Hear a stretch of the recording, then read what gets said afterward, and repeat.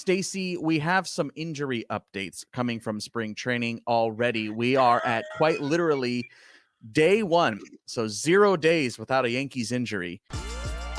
You are Locked On Yankees, your daily New York Yankees podcast.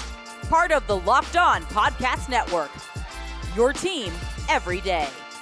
Welcome to Locked On Yankees, which is part of the Locked On Podcast Network, your team every day. Thank you for making us your first listen every day. I'm Stacey Gonsulius. Today's episode is brought to you by Game Time. Download the Game Time app, create an account, and use code Locked On for $20 off your first purchase. With me, as always, is my producer, Steve Granado. Steve, the Yankees tricked us. What happened? Yeah, what happened there? It's February 15th, but they reported on February 14th, even though we thought it was February 15th. Whatever, it doesn't matter. They're there. They're there. Spring has started. Spring has sprung, if you will.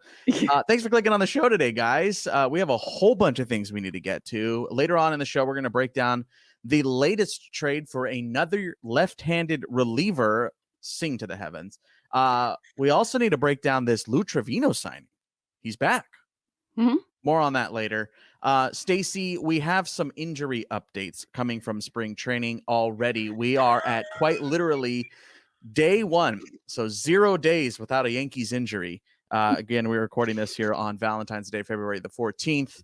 So that's where we're coming from. It's the early evening Eastern time here on Wednesday. So this is coming from a press conference from Aaron Boone. He spoke with reporters for about a half an hour on Wednesday. This clip is coming from Yes Network. Scott Effross, obviously, missing last year with Tommy John. He had a back surgery in December, early December. Something that creeped up on him kind of in the fall that he kind of tried to work through as he was finishing off his Tommy John rehab. So he had that procedure, so that set that back a little bit. He's begun his throwing program, I think, last week. But, it's a little convoluted because you're finishing off Tommy John and now you throw the back into the mix. So it'll be a slow ramp up, but he probably won't be available to us till the summer. Jose Trevino had a calf strain a couple weeks ago in his training, so he's probably won't be available in the first couple weeks of games in spring. But he's doing well. He's already running. He's doing his full catching drills and responding really well. So he'll just be a little slowed. Stace, our first injury updates. Let's start with Scott Effross. Your reaction to this? I'm bummed for him because he's coming back from Tommy John and then the back thing happens. And I mean, it's good to know that the throwing program has started already. So at least he's not lying on his back in traction or anything like that. So at least he's working his way back. But good Lord, it was 3 hours after they reported and this news started coming out. And I thought to myself, can't even get a full day without injuries being revealed. Come on. Yeah. I like that he brought up that it's a little tricky because of he's rehabbing from one other very serious injury first. Yeah.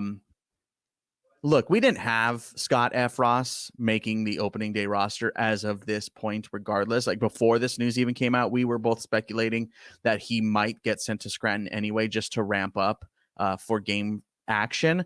But yeah, like you heard Aaron Boone say, this, by the way, I keep hearing this phrase, summer. We expect him in summer. I keep seeing that from around baseball here in the first couple of days of spring training. Yeah, and summer could mean June. It could mean July. It could mean August. Yeah, I don't know. I don't think I've ever heard so many coaches and reports saying right. Summer. Instead of saying by the All-Star break or before the All-Star break, that's usually the barometer, right? Like that's usually where people will measure mid-May, June. Yeah, but summer is so general. Summer. Yeah, we keep hearing summer. I'm like, what is this? Anyway, that's besides the point. Speaking of that stuff, Stacey, summer.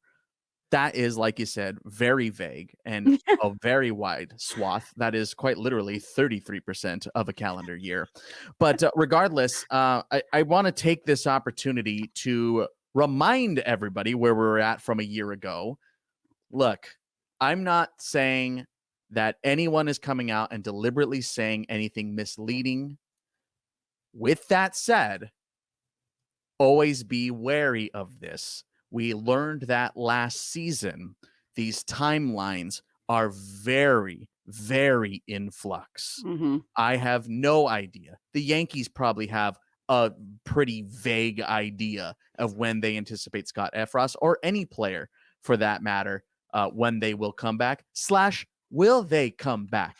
Carlos Rodon is slated to miss his first start of the season. Carlos Rodon is slated to miss the first month of the season. Those types of things, they change all the time. So just because summer is the word, and like you heard for Jose Trevino, we're going to talk about in a second, the first couple of weeks of spring, that very much can turn out way longer. That's what we definitely learned last year.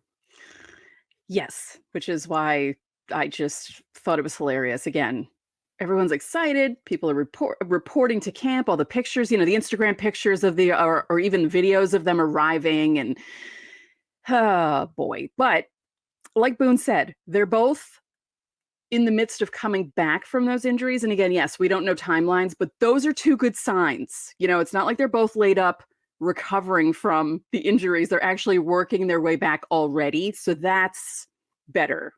But still, we don't know, because a couple of weeks could turn into a couple of months. We've learned.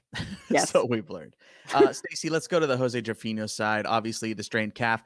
We don't have any details for either of these injuries, by the way. What you just heard is what we know. I don't know what the surgery for Scott Effross was for. I don't know which calf is hurt on Jose Trevino. They just said calf strain.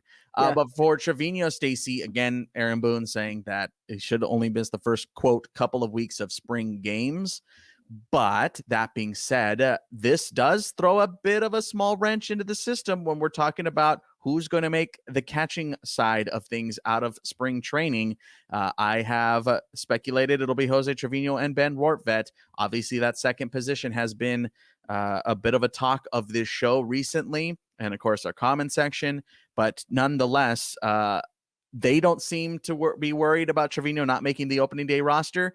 But just saying, that could turn out to be a little bit longer, and you never know. It might be Rortvedt Wells come opening day. Yeah. I mean, at least they have catchers, I mean, it might not be the most ideal situation, but at least there are guys back there that can play in the majors. I mean, Wells doesn't have that much experience, but he's played in the majors, so it's not like they're going to be bringing a kid from AA, throwing him into, major league playing time if Trevino's not ready. It's just... The fact that he injured himself while he was training is also kind of hilarious because, getting ready for the season and then he hurts his calf. And we also know from calf injuries, Giancarlo Stanton's constantly straining calves, and sometimes we don't know a grade. We don't know anything like that. So, yeah, that's fair. Good point. Yeah, we don't know the grade on that either. One thing to look out for here, as Trevino obviously is going to be shelved here for the first few weeks anticipated. Remember, Ben Rice was invited to spring training, a non-48 roster invite. So just keep your eye out for that here in the first couple of weeks. We were kind of talking about this the other day, I think, maybe even on yesterday's show 2 days ago. I don't know. We're back to 5 a week, so my brain is all over the place. But yeah, we were just recently talking about Ben Rice, obviously being the non-roster invite on the catching front. So that's where they went with. Josh Bro, not invited. Ben Rice was invited. So take that how you will, but just take a look as well on our YouTube side. We're going to throw up our 2.1 roster projection. The only change from the last time you guys saw this is that Jose Trevino is in italics again. That is just in flux. They don't anticipate him missing opening day. At least that's what it seems like. So take that, at least on the pitchers front as well. If you're looking again on the YouTube side, sorry, audio folks, but if you're looking on the YouTube side, nothing has changed on our pitchers front. Nick Ramirez, we still have a little bit on the bubble. Of course, there are a couple of guys on the bubble. I'd imagine that Tommy Kahnle could possibly be on the bubble. Ian Hamilton, guys like that you don't know. Loaizaga potentially couldn't make it depending on how they perform in spring if it goes sour. But they have a lot of options there, which we are going to talk about here in just a second. Don't forget to leave your questions for Fan Mail Friday down here below on our YouTube comments. And of course, join the Locked On Yankees Insiders Club to guarantee answers to your questions, as well as a bunch of whole other tons of perks. I mean, tons of perks, especially now that spring has sprung. We have a whole bunch of these. We sent like 6 texts yesterday or whatever it was. So tons of information coming from spring training already. So make sure to check out a 14-day free trial to see if you like getting all the updates you could possibly want. Again, you can also text Stacey. You can text me and we will answer back. All right. The Yankees reuniting with an old friend, Trevino, apparently signing a contract with the Yankees. Let's break that down next.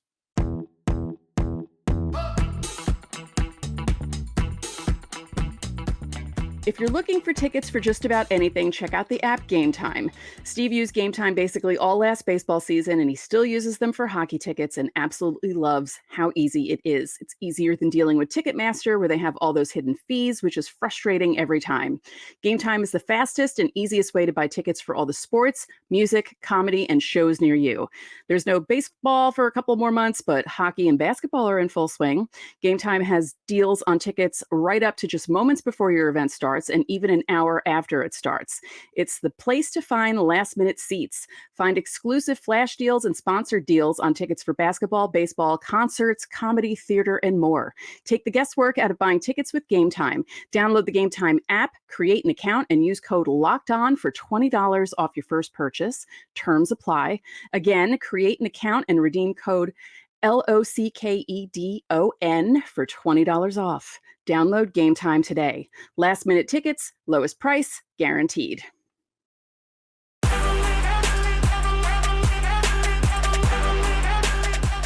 Back here on today's Locked On Yankees, don't forget to check out the 24/7 streaming YouTube channel called Locked On Sports today, especially with spring training now officially here. Guys, there's like a whole bunch of things going on, so you got to stay caught up. Check out Locked On Sports today on YouTube 24/7. Top stories, top shows every single day.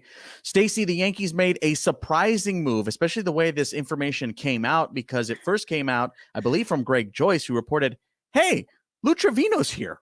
That's the way it kind of came out. And then it looks like he's going to be signing a 1-year contract as of this recording. That has not been made official. This is 7 p.m. Eastern on February 14th that we're recording this. It is not official. This is the details of the deal coming from The Score. It's a 1-year, $1.5 million contract with a club option for 2025 at $5 million, which would be somewhere closer to what he made in 2023, which was 4.1, I believe. There are also performance bonuses attached to this deal for 2024. He'll make $100,000 each at 15 appearances, 20, 25, 30, and 35. And then for the club option side of it, there are also additional bonuses attached to that, which are unknown at this stage. That is, again, coming from The Score. Haven't seen anything else on this Trivino deal, but that is the case. Stacey, again, a bit of a shock that he is coming back here. Yeah, it is a bit of a shock, but I was actually kind of happy with it, because I actually wanted him and Montas to come back this season just to have like a second chance. And I'm happy that they did this deal with Trevino, because he's good when he's healthy, which is always the caveat with every player that the Yankees get. But I'm happy about this. And, I hope he does well. I hope he reaches some of those performance plateaus and levels so he can get some of that money. And it's exciting to see him back. It's going to be tough for him to get some of those performance bonuses. Oh, yeah. once again, the word here being summer. They're anticipating him back in summer. I don't know why we're doing this now, but apparently this is what we're doing. You know what summer is, Stacey? It's the new sweeper. Oh, yeah. Yeah. Sweeper was the new thing in 2023, and summer is the new phrase of 2024 in baseball. Already. We're just getting thrown in like, oh no, this is something we've always done. What are you talking about? We're getting gaslit again. Summer. He's back in summer. Anyway, so Stace, just for those who haven't followed this saga, especially if you're jumping back in, just trying to get caught up here before spring training starts. Trevino was obviously acquired in the 2022 trade deadline. That was part of the Frankie Montas deal, the Hayden Wesneski, Ken Waldachuk deal. I'm sorry, Hayden Wesneski was to Chicago. The Ken Waldachuk deal to Oakland. He's the one that came back. He made 25 appearances in 2022 for the Yankees. So in that second half, yes, he hit 25 appearances. So Maybe he gets to 25 thereabouts. Then he had some elbow issues last spring training. That turned into Tommy John surgery come May. The Yankees non-tendered him because he was ARB eligible here this past offseason. So he got non-tendered. He tested the free agent market. He shows up to Pitchers and Catchers Day on the 14th, and he signs essentially a contract. We're waiting for, again, as of this recording, for him to go through all the physicals and stuff. But that is what it looks like. So again, it's a little interesting here that he went through the free agency process and ended up landing back in New York, because at this point, that was his choice, without getting any other details if he had any other offers on the table or anything like that. But Stacey, with him being summer potential return or so, where do you see Lou Trivino fitting on this club in 2024? Again, we don't know what summer means.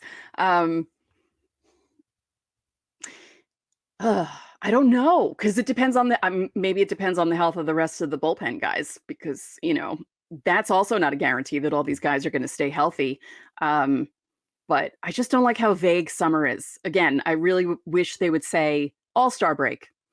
That gives you, it's not definite. It's like pre-All-Star or post-All-Star. At least it gives you kind of an idea of when he's coming back, because it could be June when he comes back, and then maybe things will be okay. And I don't know. I think it might depend on how the bullpen looks when he's coming back.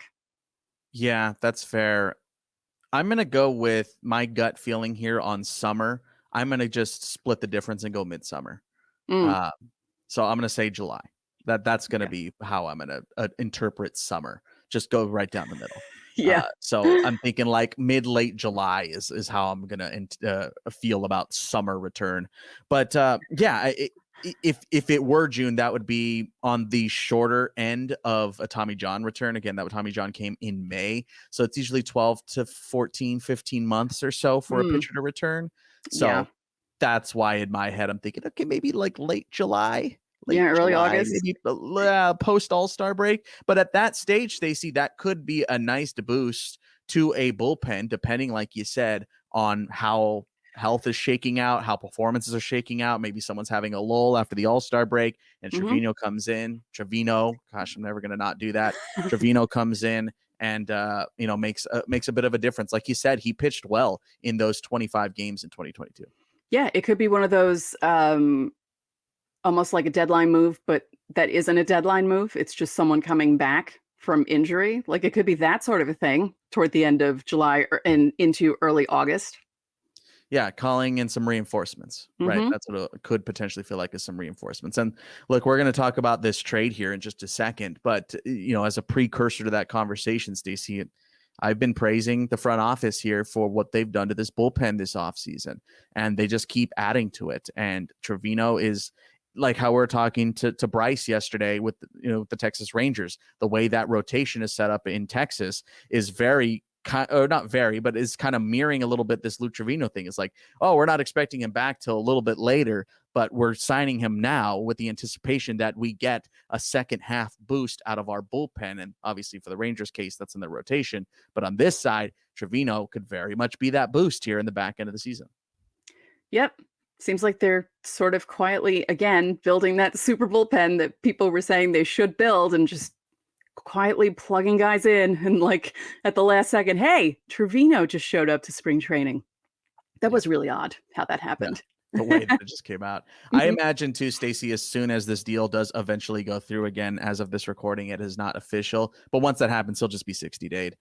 So you don't have to worry about the 40-man roster or anything like that. The 60-day IL is open, by the way, and the Yankees have already made a move to that front. They will make more because, to my knowledge right now, Jason Dominguez is not actually on it, but he will be because he's Tommy John. So we know he's not coming back till summer. Let us know how you're feeling about this Trevino thing. It kind of took us by surprise, but I'm curious what everybody else has to think in our comment section here on the YouTube side. All right, one last breather. When we come back, the Yankees also made a trade on a very busy first day of spring training. We'll tell you about that next.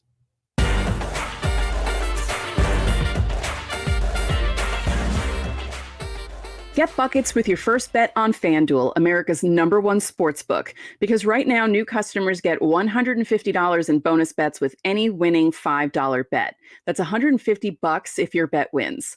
Bet on all your favorite NBA players and teams with quick bets, live same-game parlays, exclusive props, and more. You can bet on how many threes will be made. You can use those parlays to bet on someone to score 10, 20, or even 30 points in a game. And because we're a baseball podcast, your 2024 Yankees are at plus 900 to win the World Series, right behind the Dodgers, who are at plus 1,200. I wonder why. And the Yankees are at plus 450 to win the American League, right behind the Astros. You can also bet on who's going to win MVP. You never know. Aaron Judge could do it again. Just visit FanDuel.com/lockedon and shoot your shot. FanDuel, official sportsbook partner of the NBA.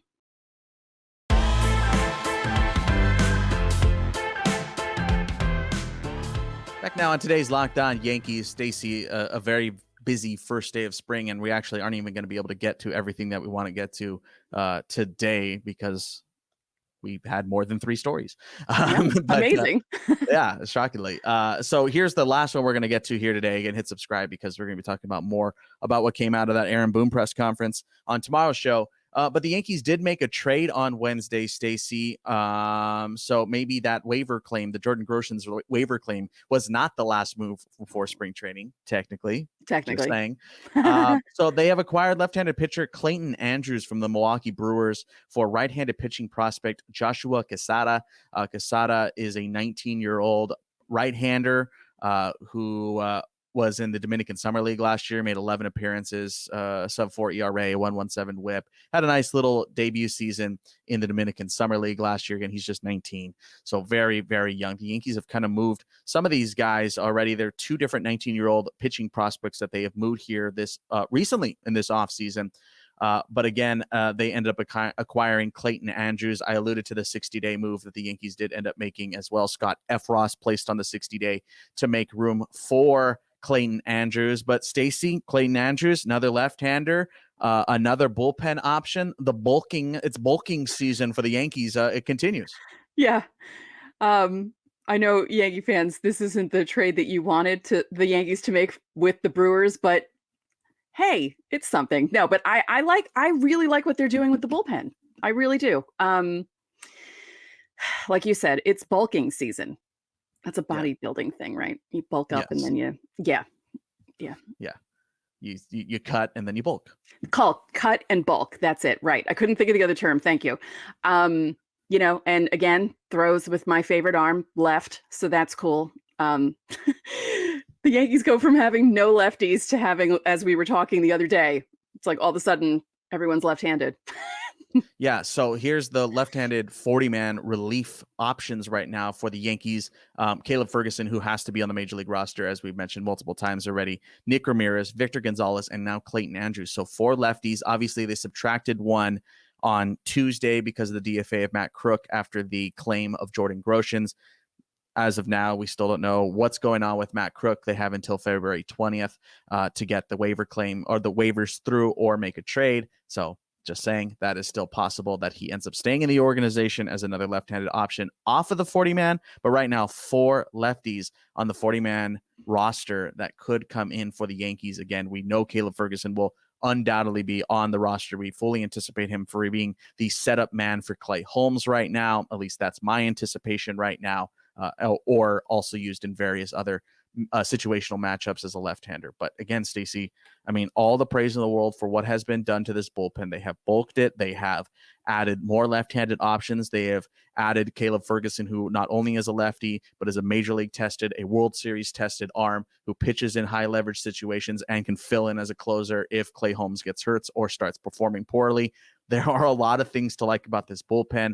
And, that's not even saying what, when we're looking at guys that are going to be starting in Scranton, quite literally starting in Scranton, that could potentially end up being relief options later down the line. We haven't even talked at all about Luis Heel, who could potentially end up being a bullpen option this season. So the Yankees have a lot of not just choices, because they have to make a lot of choices here when it comes to opening day, but they have a lot of options, and it just gives them a lot of flexibility right now. And, it's very hard to be upset at what they've done to this bullpen. And like you kind of alluded to earlier, it feels like they may have under the radar done the super bullpen thing while also adding Marcus Stroman on the starting side. Yeah, like they didn't need to go out and get Josh Hader to make a super bullpen. They didn't have to go out and spend more money than they needed to make this what could be a super bullpen. And I feel a lot better about the moves that they've made. I feel like fans are still not giving them enough credit for what they've done this offseason, but I feel like this is, again, caveat, if everyone's healthy, or at least most people are relatively healthy, this could end up being a really good team. Yeah, I mean, look, let's call a spade a spade. These aren't sexy moves. Like, we saved it for the third segment of day one of pitchers and catchers. Clearly, it's not the headline grabbing move. No one's going nuts here for Clayton Andrews. And to be fair, Clayton Andrews pitched well last season with AAA Nashville in the Brewers system. 2.53 ERA in 48 games, a 1.93 average against, a 1.23 WHIP. Things looked good for him last season. And, it's just, again, another left-handed option. I don't have him right now in the running for a post-spring spot on the opening day roster because it is so jam-packed up top with guys who already have major league experience. Clayton Andrews, I believe, only has 4 games under his belt from last season in the bigs. So, but I mean, like, this is, what do I say, Stacey? Potential first call. This could be a potential first or second call guy if he's really tearing it up in Scranton, which I fully anticipate he'll be in the Rail Riders bullpen, might even be their closer this coming season, if I had to venture a guess. So, this is kind of a Matt Crook, Greg Weissert hybrid replacement for the Rail Riders. Yeah. I like it. Again, not sexy, but they're making moves that are going to help the team down the road. Yeah, and that's all you could really hope for is these are the types of moves, not this one in particular, but these types of moves, these bulk moves, these depth moves. These are the types of moves that allow you to go deep into the postseason because they give you options. They give you hard choices to make. They don't give you, if you don't do these types of moves, you make the choice that you can only make when it comes down to it. When they start dropping like flies and we're getting to the All-Star break and, 3 guys are on the shelf. One's day to day, 2 are 10-dayed. And like, you're going, I need someone to throw 4 innings for me. That's when you call Clayton Andrews. And those are going to get you to the 9th to get to Clay Holmes, get you to the 8th to get to Caleb Ferguson. Those are the types of things, again, that make you a better club in the long run. Baseball is a marathon, not a sprint. Josh Hader would have been nice. Oh, yeah. Clearly the Yankees would have loved to add one of the elite left-handed closers in all of baseball. Duh. But it didn't happen. So what do? Do you sit on your laurels and go, okay, well, the bullpen's fine. It's going to be good. Yeah, it is. But why not make it even better if you have the opportunity to do so? And that's what the Yankees ended up doing here. And again, we don't fully anticipate Clayton Andrews being like this top tier, oh my gosh, this is the best move the Yankees have ever made. No, but it adds depth, and they always will need that. Yep. Let us know how you're feeling about it in the comment section here on the YouTube side. Stacey, what do we got coming up on tomorrow's show? It is Fan Mail Friday. DJ leadoff? Maybe? I don't know. Someone's talking about it. Someone was talking about it. And we're going to be talking about that someone talking about it because we have things to say. Yes, we're going to be talking about that on tomorrow's show. Don't forget to join the Locked On Yankees Insiders Club. You're going to get a whole bunch of information over there as well. It's pretty much like having us in your back pocket 24/7. So go check it out. 14-day free trial in the episode description. And that's going to do it for today's episode of Locked On Yankees. I'm Steve Granado. And I'm Stacey Gotsoulias. We'll see you tomorrow.